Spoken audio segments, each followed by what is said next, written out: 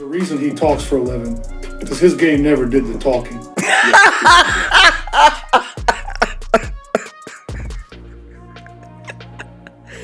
Larry Bird, I love you, man. Larry ain't never scared. We are back with another Larry Bird reaction. Shout out to Heaven. Heaven sent me a Larry Bird playlist. And I was already wondering, like, what am I going to do when I run out of Larry Bird content? Because I wanted to keep feeding it to you all. She hooked your girl up. Over 200 videos that we can react to. So we're going to start off with one today. This ought to be a good one. Larry Bird breaks his silence after an NBA podcaster disrespected him. This should be a treat. Come on in here, let's talk about it.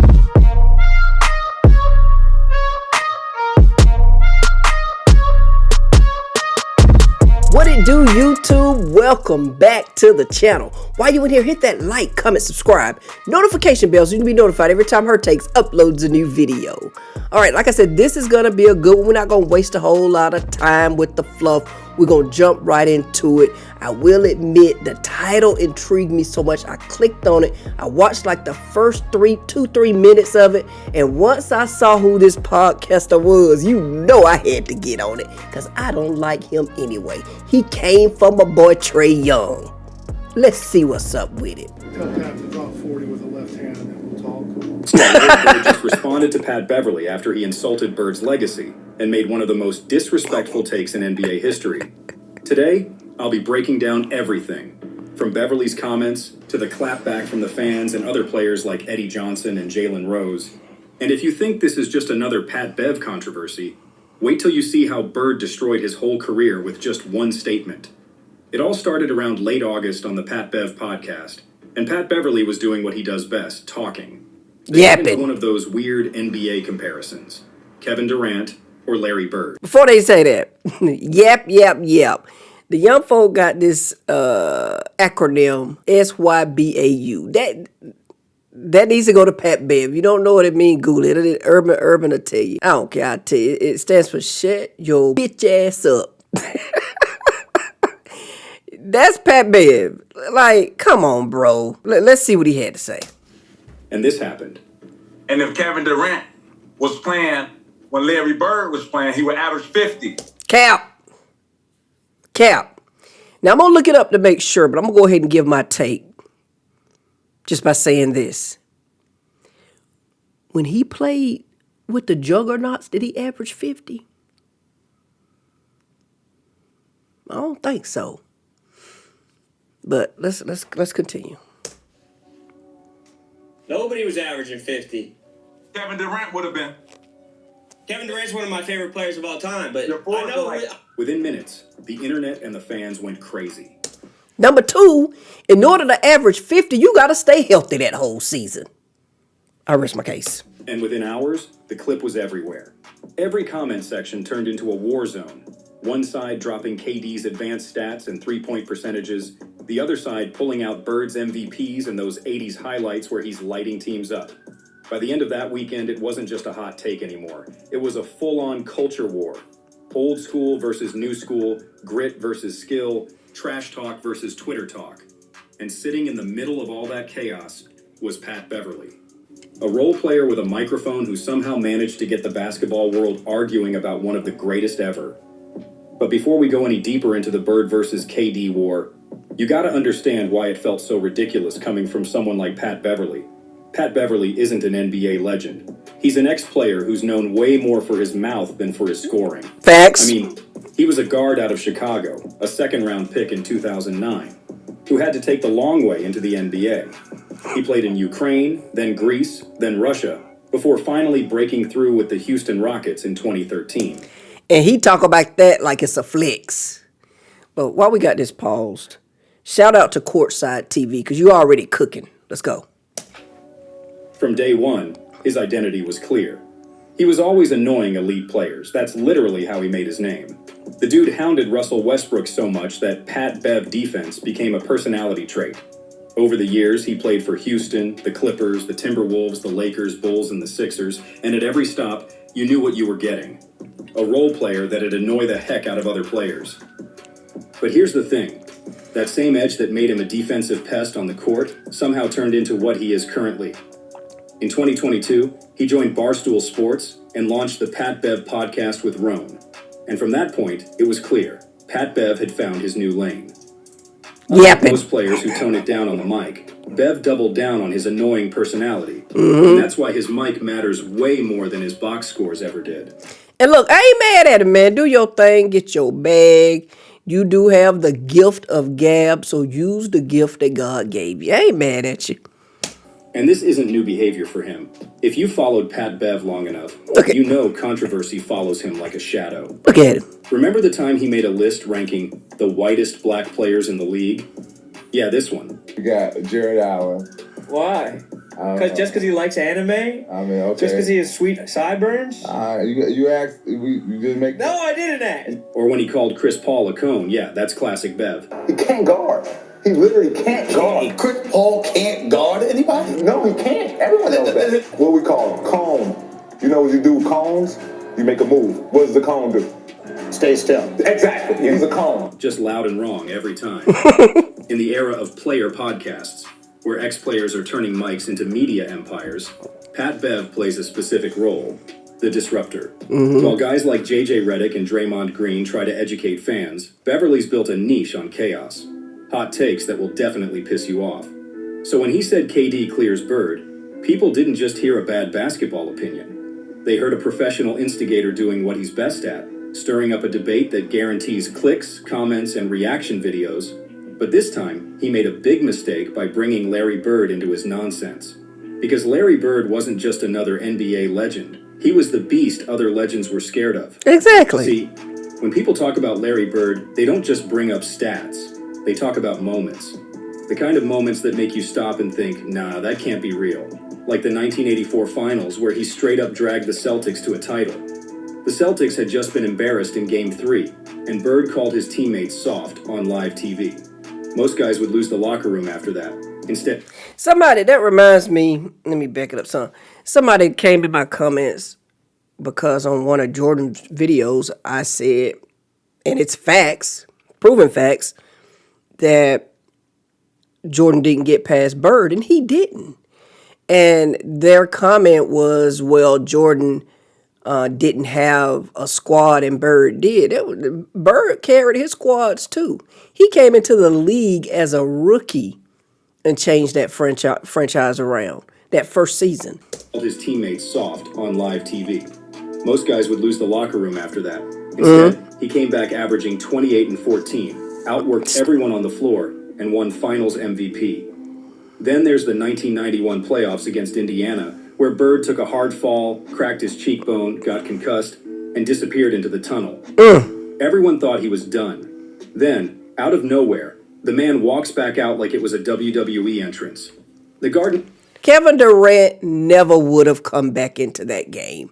Not one player past the early 2000s would have come back into that game.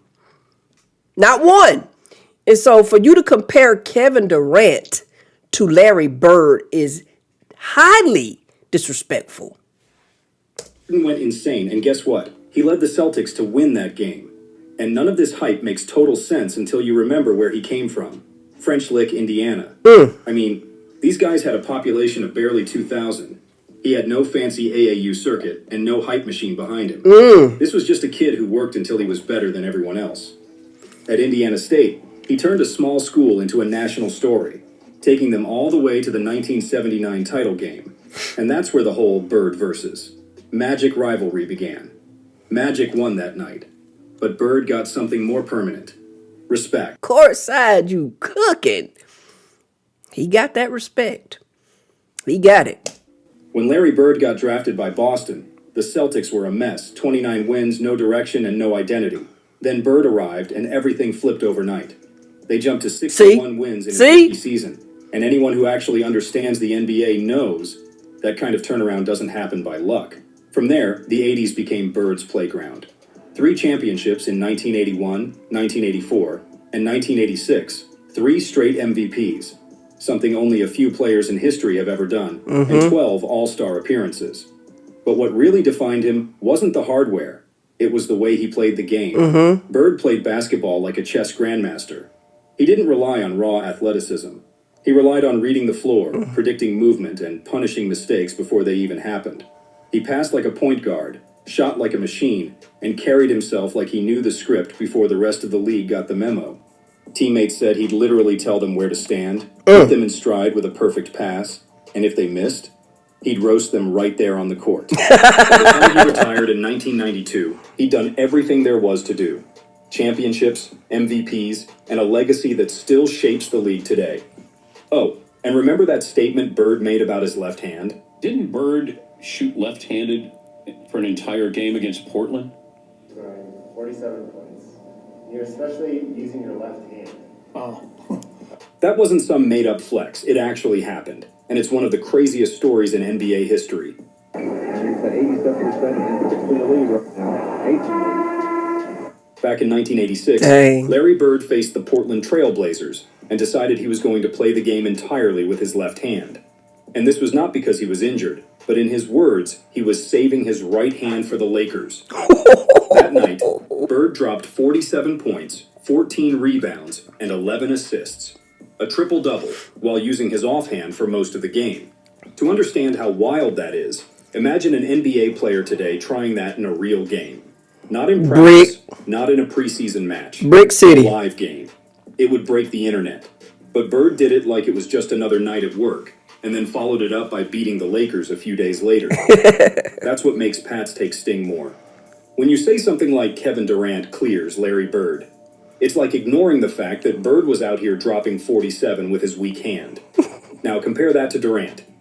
Durant's an amazing scorer, sure. By age 21, he was already leading the league in scoring.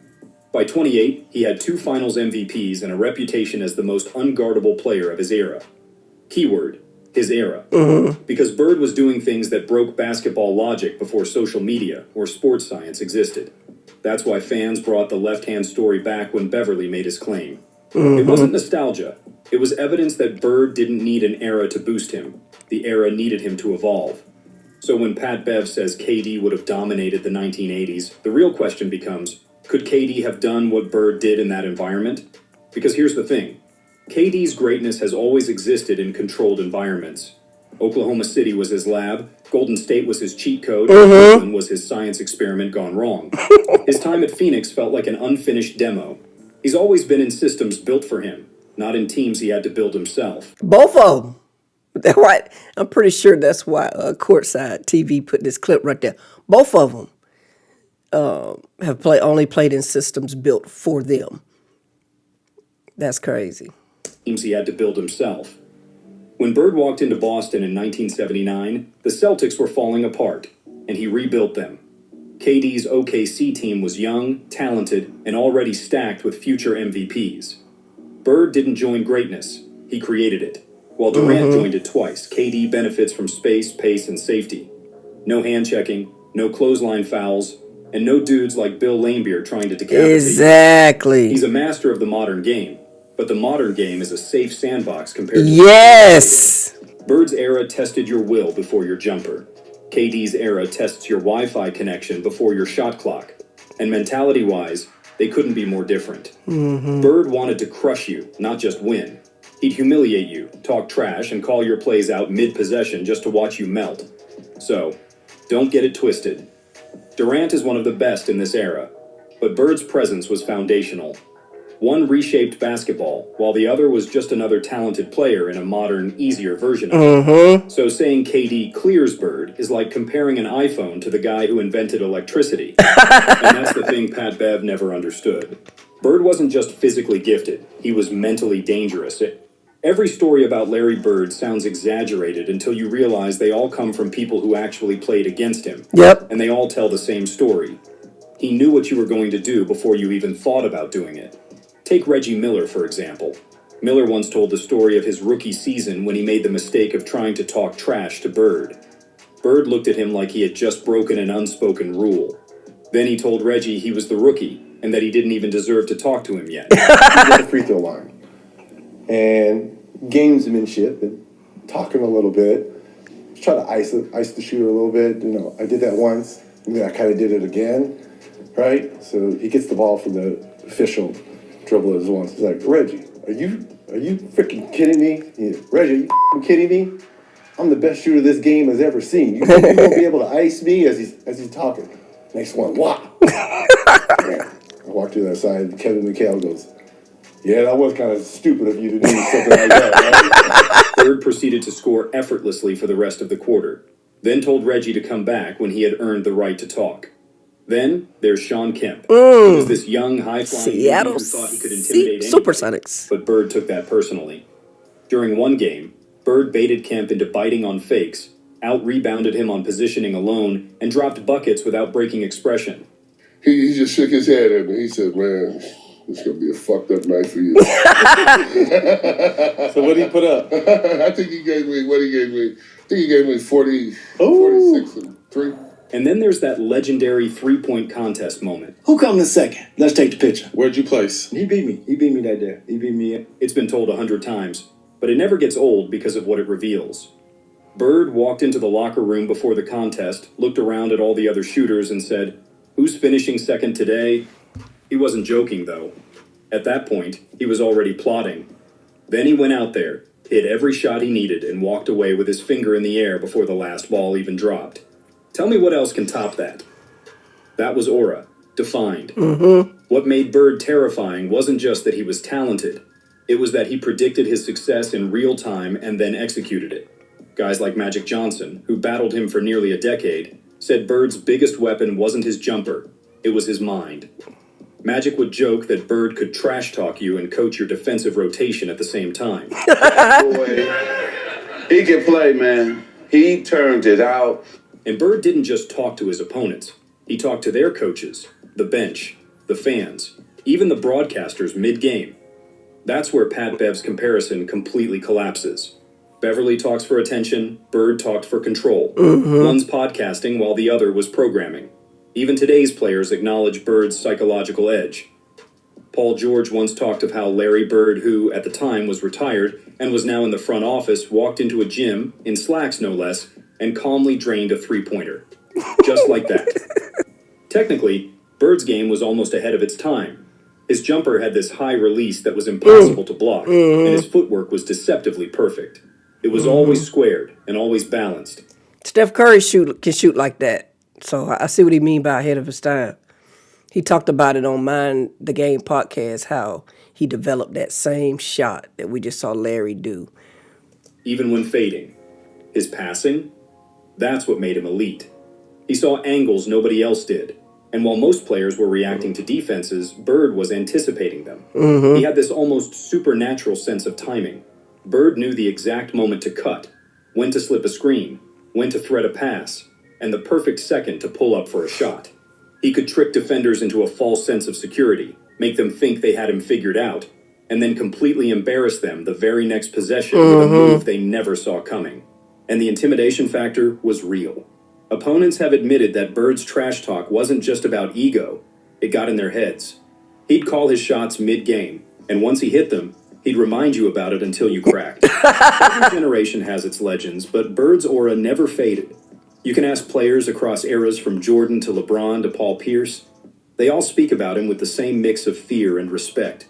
And the craziest part? He did it with a body that looked more like a math teacher than a modern athlete. That's how powerful his mind was. But if you think it was just mental, you're missing half the story.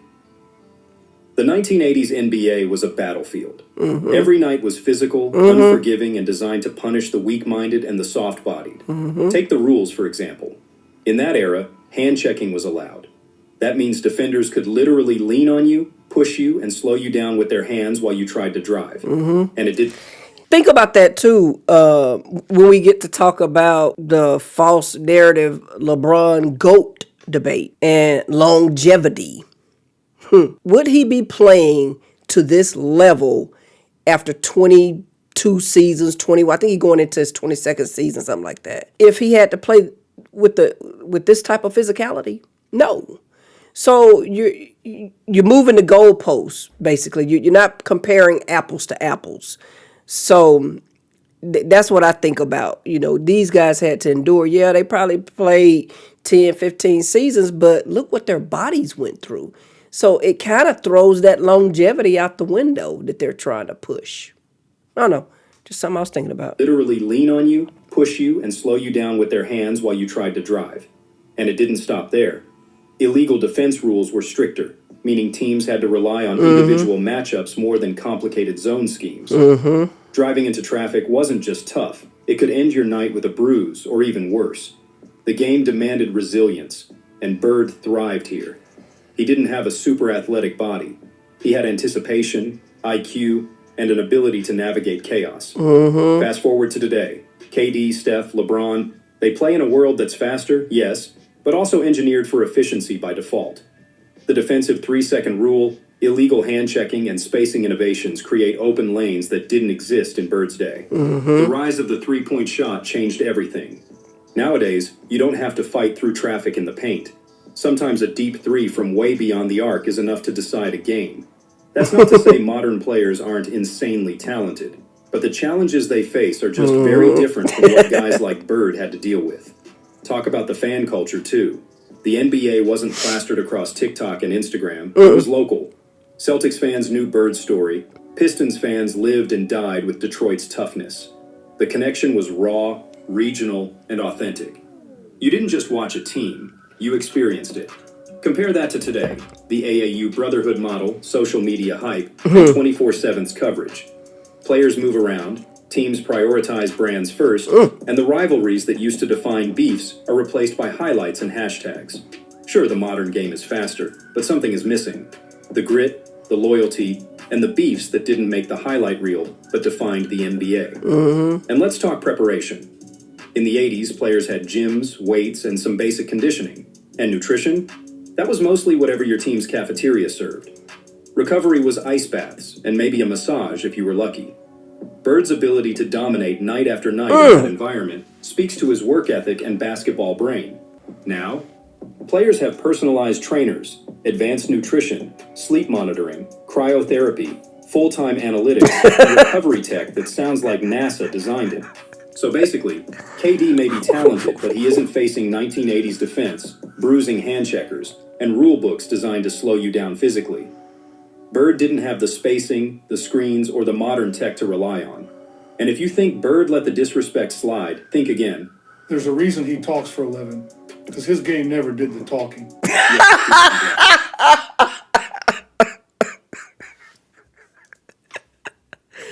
Larry Bird, I love you, man. Larry ain't never scared. Yeah, he wasn't bluffing. That wasn't ego. That was dominance. You know, classic Bird. And let's be honest. You be coming for Larry Bird, man. That's totally disrespectful. Like, come on, man. I didn't even know about this. I think I remember him saying Kevin Durant would drop 50, but I never knew or caught on that he said he would be better than Larry Bird. That he would, well, I guess if he played in the area and dropped 50, then he said he would. But good Lord, man. I didn't know he was comparing him to Larry Bird in that take.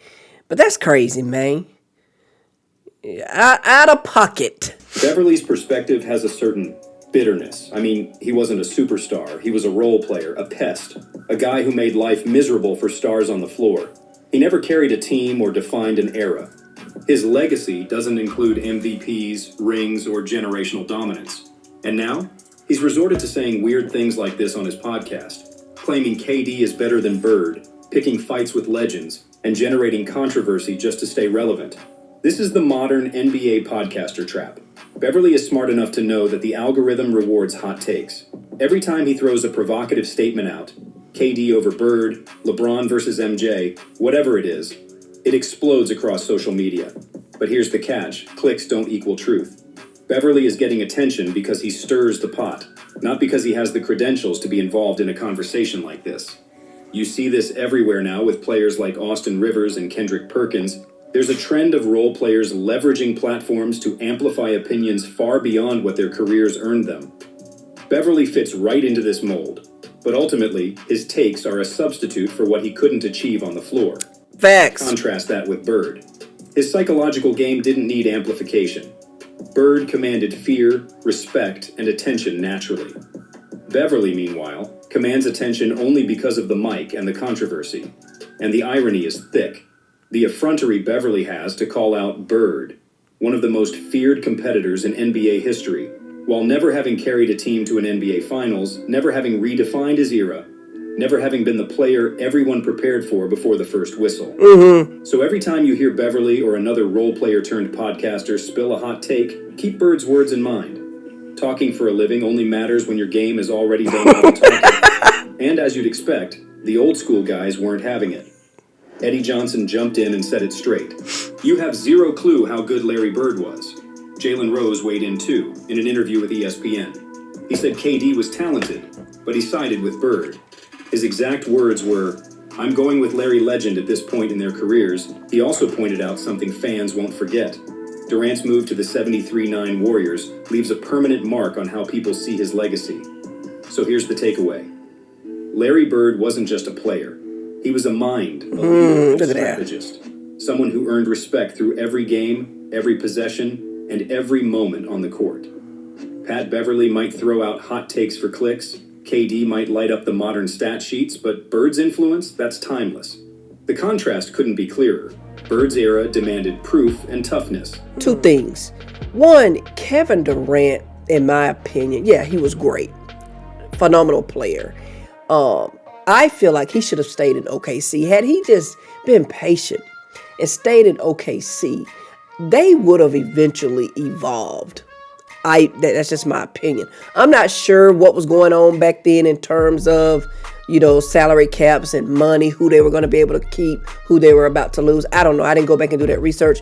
But in my opinion, his legacy would mean a little more had he stayed in OKC and took down LeBron wherever he might have traveled, and Steph Curry and Clay, the Splash Brothers. Had he stopped those two franchises and stayed in OKC, who knows? The conversation could be different. Not that he would be Larry Bird great, but the conversation about his legacy would be different for sure.